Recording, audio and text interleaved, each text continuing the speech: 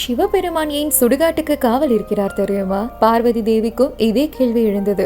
இந்த பூமியில் எவ்வளவோ இடம் இருக்கையில் நீங்கள் ஏன் சுடுகாட்டில் தங்குவதற்கான காரணம் என்று கேட்கிறார். அதற்கு சிவபெருமான் சொல்கிறார், எல்லா மனிதர்களும் இறந்த பிறகு வரக்கூடிய ஒரே இடம் சுடுகாடுதான். உயிருடன் இருக்கும் பொழுது கடவுளிடம் வந்து உண்மையான அன்போடு யாரும் வேண்டுவதில்லை.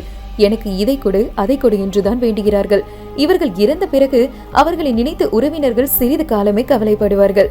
பிறகு அந்த நபர் சேர்த்து வைத்த சொத்து சுகங்களை தேடி போக ஆரம்பித்து விடுவார்கள்.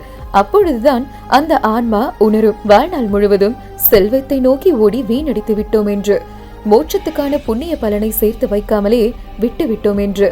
அந்த ஆன்மா கலங்கி தனியாக நிற்கும். ஆனால் நான் அந்த ஆன்மாவை தனியாக விடமாட்டேன். மயான பூமியிலேயே அந்த ஆன்மாவிற்கு துணையாக இருப்பேன். இந்த ஜகத்தில் உள்ள ஒவ்வொரு ஜீவராசிக்கும் நானே தந்தையாக இருக்கிறேன். எனவே காயமடைந்து வலியால் துடிக்கும் குழந்தைக்கு என்னை அடைய உதவுவது என்பது கடமையாகும். அதனால்தான் நான் ருத்ர பூமியிலே தங்கி அங்கே தவிக்கும் ஆன்மாக்களுக்கு வழிகாட்டியாக இருக்கிறேன் என்று கூறினார். பக்தி அலை யூடியூப் சேனலை சப்ஸ்கிரைப் செய்து கொள்ளுங்கள்.